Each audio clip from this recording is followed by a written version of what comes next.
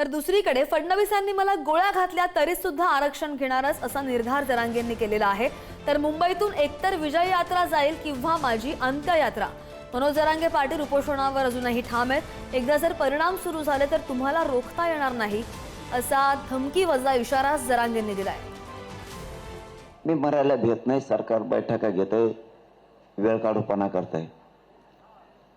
मी खुला चॅलेंज दिलेला आहे।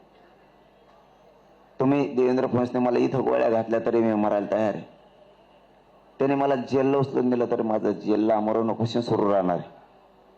आणि इथं जरी बसलो तरी एक तर विजय घेऊन जाणार आहे आता, नाही तर मग अंत्ययात्रा जाईन। मी कुठं म्हणतो आरक्षण द्या, मी याच्यापेक्षा काय करू शकतो? माझ्या समाजासाठी मी इतकं झटतोय, इतका मी उपाशी तापाशी राहतो, इतकं रक्त चालतो। पोरं बाळ लेकरा बाळ मोठे होत म्हणून मी झटतो। आणि याच देवेंद्र फडणवीसमुळं मोदी साहेबाला आणि अमित शहाला सुद्धा डाग लागणार। त्याला आमचा नाविलाज आहे। तुम्ही मुंबई पुरतं बोलाल, पण मुंबईच्या चारही बाजूच्या भिंती आमच्या आहेत। चारही बाजूचे तुमचे येणारे प्रवाह, तुमचा आर्थिक असन, सामाजिक असन, राजकीय असेल, तुमचा व्यावसायिक असेल, शेवटी आमच्याच भूभागातून तुमचा येतो, हे तुम्ही कधी विसरू नका।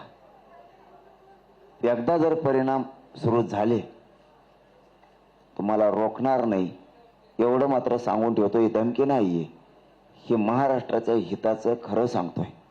देवेंद्र फडणवीसमुळे महाराष्ट्र जर बिघडत चालला, अस्थिर व्हायला लागला, तर केंद्रापासून भाजपमधल्या मंत्र्यांनी सुद्धा देवेंद्र फडणवीसचा विचार करणं गरजेचं आहे। त्याच्या आडमुठ्यापणामुळं नुसतं मुंबईचं बेटच जर तुमच्यावर सांभाळायची वेळ आली तर तुमच्या जिंदगीवर थुकावं लागणार आहे।